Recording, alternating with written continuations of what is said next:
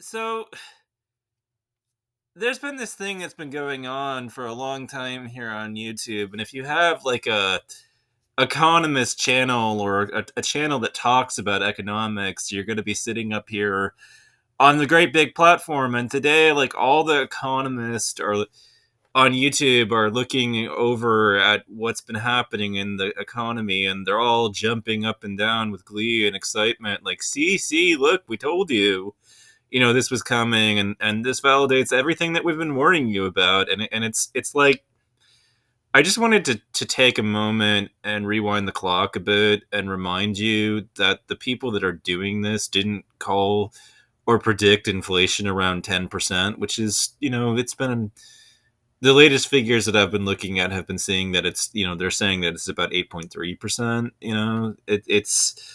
It's and I wanted to point one thing out too. When it comes to the word inflation, we need to define terms, because unfortunately, the people on the other side of the debate, the Austrian school, has made this debate deliberately obfuscated so that you couldn't see what was really going on. Okay, an Austrian economist will define the term inflation as a rise in the money supply itself. So if you tell an Austrian that there hasn't been inflation, he can come back at you and say, "What do you mean? The Fed's been printing money like a madman." But does anybody really care about the money supply itself? And there is a big question that you need to be asking yourself too. If the quantity theory of money, as stated, which is, that this idea that if there is a rise in the money supply, there will be a corresponding and completely proportional, one for one rate of, inflation, price inflation, that the price of goods and services will rise just as much as the actual, money supply does. If we were living in that kind of world, then the Fed hasn't just increased money supply by 8.3% or even 10. It's more than doubled, tripled, quadrupled the sum total of money in existence in order to keep the wheels of this bus from flying off and in wild directions. I mean, if we were looking at like if we were looking at a world in which we were seeing a one-to-one relationship in that kind of way, we would be looking at inflation closer to like 3,000%, not what we're looking at today. And the economists here on YouTube have not been predicting inflation around 10%, 8.3%. Their predictions, if you listen to them, they've been condemning fiat currency as a whole. They've been saying that all fiat currencies come to an end, and that the US dollar is no exception, and that the US dollar is going to die, and that something else is going to come and replace it. And that, that the US dollar is just fundamentally doomed to oblivion, and that sooner or later the chips are going to come due, and we're going to be looking at a new system altogether. That's been their prediction this whole time. That is not what we're looking at out there, okay? And a case could be made very easily too from an intellectual perspective that what's happening is not, that there's so much money sloshing around in the system. This is too vast of an oversimplification that people are able to go and buy all the stuff off the shelves, and that demand has been completely through the roof because now you've got all these people with money all of a sudden, and now there's even people who didn't work for it, and all the free lunches and all that. Stop, okay?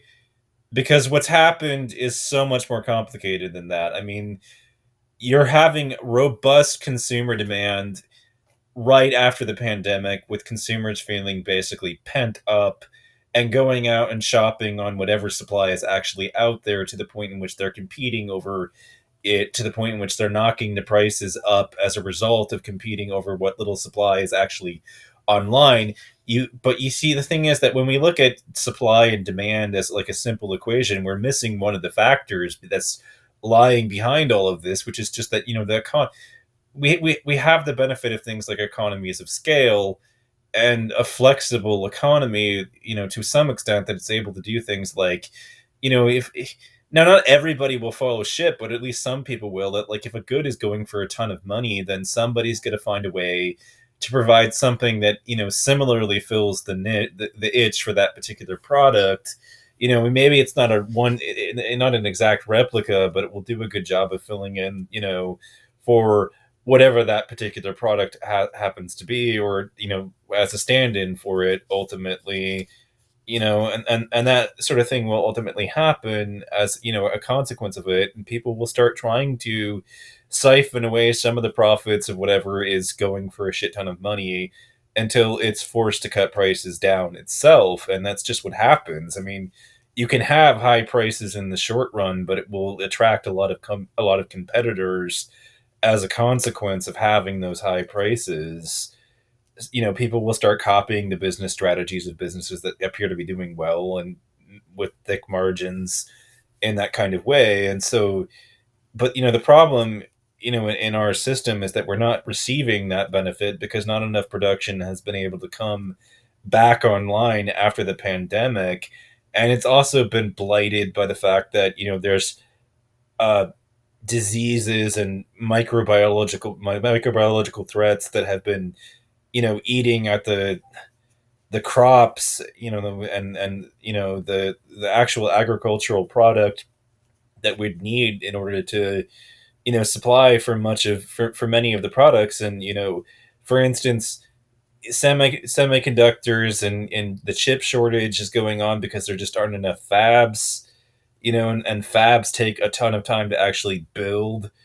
And the pandemic caused a bunch of people to go back home and start buying computer parts. And there just wasn't enough production to keep up with demand, and that's in that sense. And chips underlie absolutely everything, and so of course there's not enough chips to go around, and that is causing all kinds of problems in the economy. But none of that has anything to do with the actual fucking dollar. Like, all of these are other factors that are causing us to get less bang for our buck, but none of it has to do with the fact that there's the BRIC nations have formed, or or that other people have gold backed currencies at this point, or that there's competing currencies that are doing this. And in fact, if you look at the price of Bitcoin right now, it's in the fucking toilet, basically.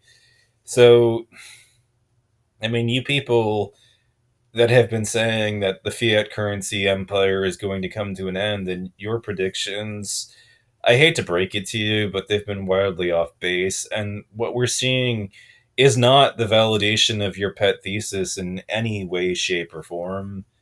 We're looking at a bad economic picture. Yeah, it's depressing, it's bad, it's sad, and a lot of people are in a shit position. But you doomsayers and your shit, you doom inflationers, like, and your predictions, they have been.